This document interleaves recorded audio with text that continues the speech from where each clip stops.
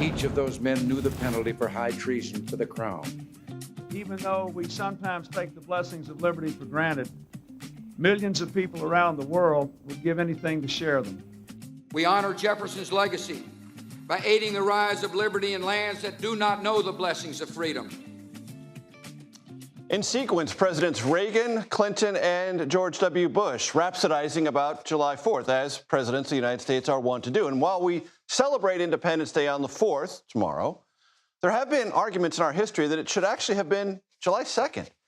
Notably, possibly most notably, that argument came from Flinty, and I say that with affection, founding father John Adams. His argument, the Continental Congress voted to declare our independence on the 2nd day of July. Adams even turned down invitations to celebrations on the 4th to show his displeasure with this particular turn of events.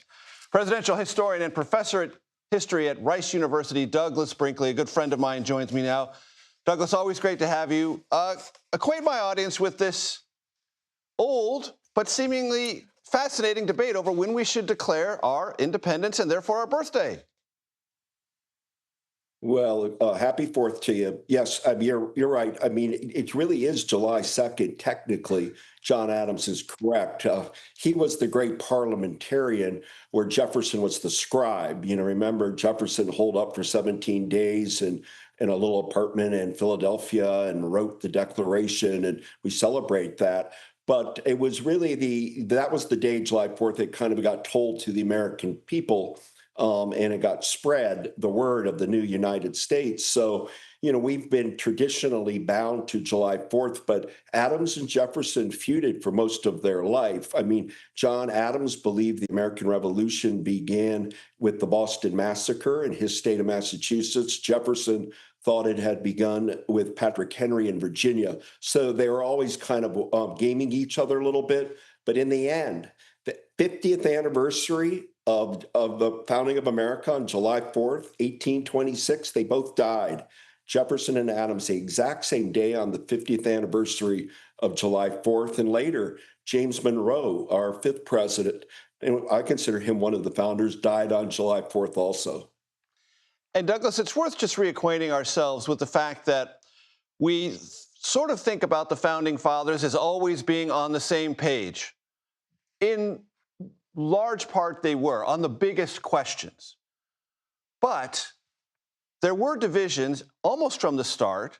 And of course, famously, in one of the most important elections in American history, because it was a transition of power, Adams and Jefferson were very much opposed to each other. Oh, absolutely. They were constantly disgruntled with each other. Interestingly enough, you can look at Charles Thompson's letters. He was the secretary of the Continental Congress. On the original printed declaration, there are two names, Charles Thompson and John Hancock. But New York was holding out at the last minute. It really was about to be 12. Only at the very last minute did New York kind of jump on board for it all. And the important moment, I think, in July 4th history, ironically, is the War of 1812. Washington, D.C. had been burned. And then, of course, Baltimore at Fort McHenry saved.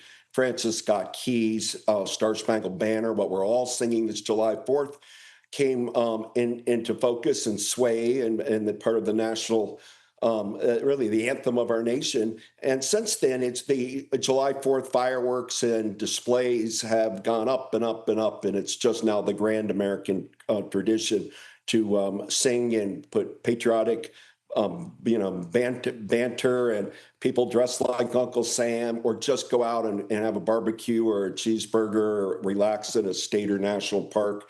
It's a great day for all Americans just to be Americans and be proud. Doug, I'm grateful to have you with us, especially on this 4th of July tomorrow, because it will begin a year-long celebration and sort of absorbing of America at 250 years. How should we approach that year-long conversation? It's going on now. Every institution that deals with American history is plotting what they want to do. People are booking entertainers already. I have a feeling President Trump will probably go to Mount Rushmore, which he's quite enamored with. And, they'll be opening a Theodore Roosevelt Presidential Library in North Dakota next July 4th. Meanwhile, we saw Donald Trump for the Army's 250th birthday, how President Trump, like that military parade style in Washington. You'll see more of that. And then President Trump's trying to do a kind of sculpture garden of American heroes, and people are going to be debating who should we be honoring, who should we not, who's significant. But mainly, I hope we all celebrate 1976. Gerald Ford was president in the middle of an election year. Jimmy Carter, he ran against, and our country did, incredible things in New York with tall ships and fireworks at Disney World, and a train going around the country with moon rock and NBA basketball gear. And so it was.